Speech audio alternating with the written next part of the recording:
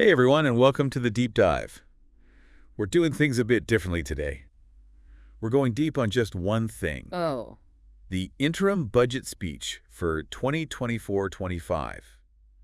You know, the one delivered by India's Finance Minister, Nirmala Sitharaman. just a couple weeks ago, right? February 1st. Exactly. Okay. Now, I know you might be thinking budget speeches. Ugh, Not exactly a light read. true. But this one is, seriously, it's packed with so much about where India's economy is going. Yeah, it's more than just the numbers. It really lays out a vision for the future. Think of this deep dive as your secret weapon. Like you suddenly become the most informed person at any gathering. We've pulled out all the really important stuff, all the interesting bits, so you don't have to dig through the whole thing. Okay, so right off the bat, the speech sets the scene, talking about how much India's economy has transformed in the last 10 years. You can tell the government's proud of what they've done. And the message is loud and clear. India wants to be a Viksit Bharat. Did I say that right? You did. It means a developed India. And they're aiming for it by 2047. What's interesting is that the speech doesn't just focus on India itself.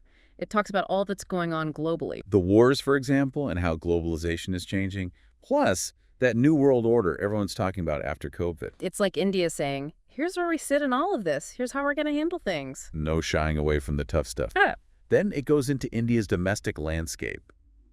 There's this phrase, Sabka Saath, Sabka Vikas, Sabka Vishwas. Those are some tricky words to say. I know. They mean collective effort, inclusive development, shared trust. And here we see this big idea emerging.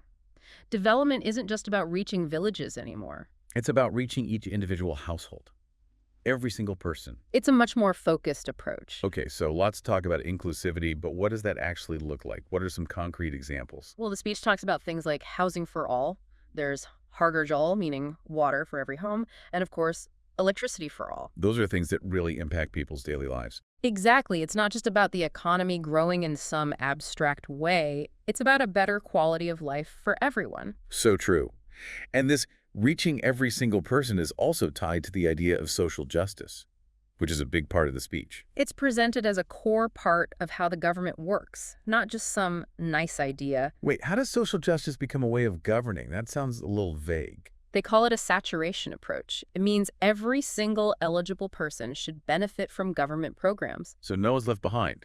It's about tackling inequality at its root. You got it. And to really make this happen, the speech focuses on 4 groups. Oh, this is interesting. Tell me more.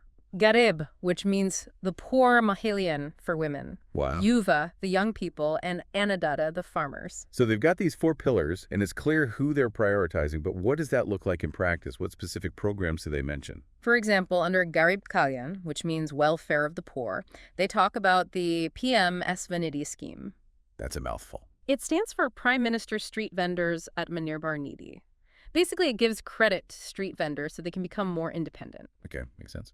What else? There's the PMJ and MAM Yojana for vulnerable tribal groups, and the PM Vishwakarma Yojana for artisans. So it's about giving targeted help to people who have been left out in the past. Exactly. And along with all these social programs, there's a huge emphasis on managing the economy well. Right. They can't just focus on one thing.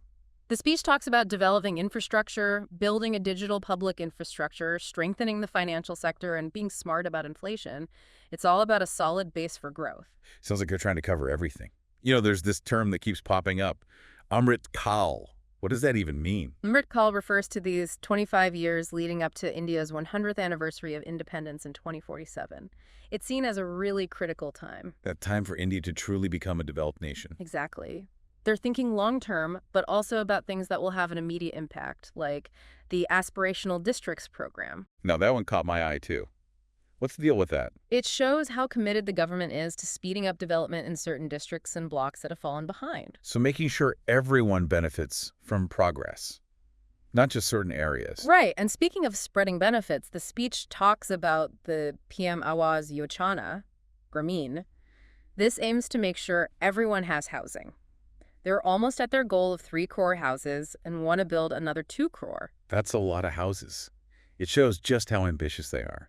And then there's that plan about rooftop solar and muft bijli. Meaning free electricity, right? Yeah, up to 300 units free per month for 1 crore households, all thanks to solar panels. It's about clean energy, making energy cheaper and creating jobs in that sector. It's like a win-win-win. Yeah. And it seems like they haven't forgotten about the middle class when it comes to housing. Not at all. The speech mentions a plan to help middle-class families who are struggling to buy or build their own homes. Making sure they're not left out of all the growth. And then there's the amazing work being done by self-help groups, SHGs, with 9 crore women changing the rural landscape. That's a huge number. The speech even says that almost 1 crore women have become lakpati didi. I'm not familiar with that term. It basically means women who have become millionaires through their own businesses. Wow. That's really empowering. And the government wants to see 3 crore lakpati didi, showing their commitment to women having economic power. This is all very inspiring. It seems like they're focusing a lot on social programs. Wow. But what about the overall economic picture? What are they saying about that? They talk a lot about research and innovation as the keys to future growth. They're setting up this massive fund, 1 lakh crore, with interest-free loans to help private companies do research and innovate, especially in what they call sunrise domains. Those are the cutting-edge fields with huge potential. You got it. They're also investing massively in infrastructure development. The capital expenditure outlay is a whopping 11.11 lakh crore. Wow. Where's all that money going? Railways, aviation, metro, and Namavarat, green energy, electric vehicles, you name it.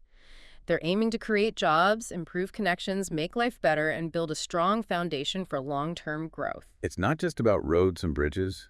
It's about creating a modern India. What else stood out to you?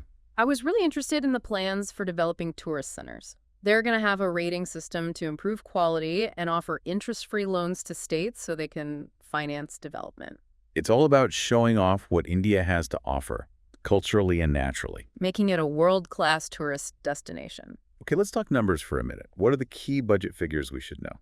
The speech touches on the revised estimates for 2023-24 and the budget estimates for 2024-25.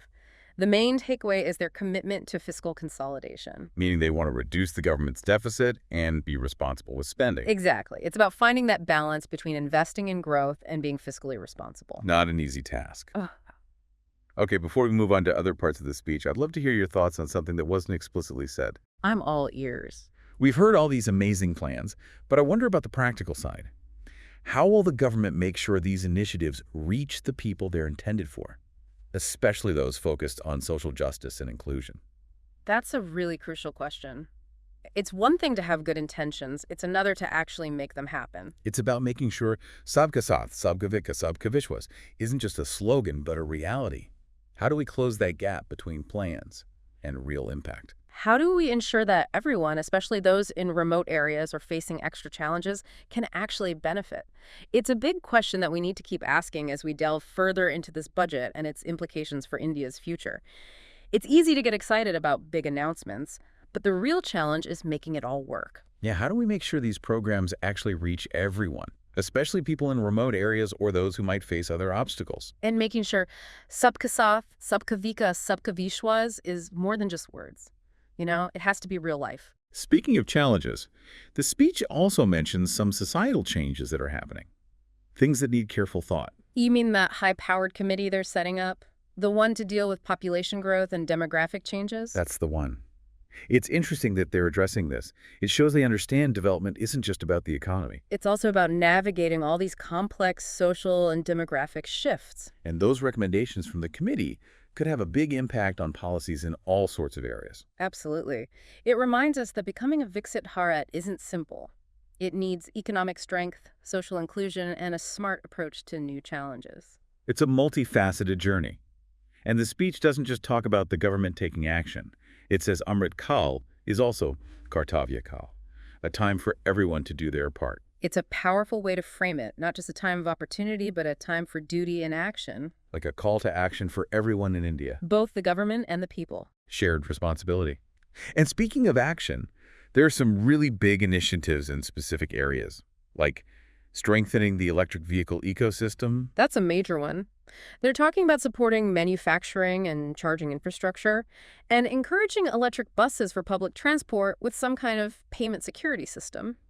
It's a clear move towards sustainable transport. Which ties in with their commitment to green energy. They talked about funding for offshore wind energy and increasing coal gasification and liquefaction capacity. It's a multi-pronged approach to cutting emissions and making sure India has enough energy. And then there's this fascinating thing about promoting biomanufacturing and biofoundries. Oh, yeah, that's interesting. It's all about finding eco-friendly alternatives to traditional manufacturing. Give me an example. Think biodegradable polymers, bioplastics, biopharmaceuticals, bioagri inputs. It's a shift toward manufacturing that's more sustainable and regenerative. Innovating our way to a greener future. And they're focusing on Blue Economy 2.0 too, which I guess means using ocean resources sustainably.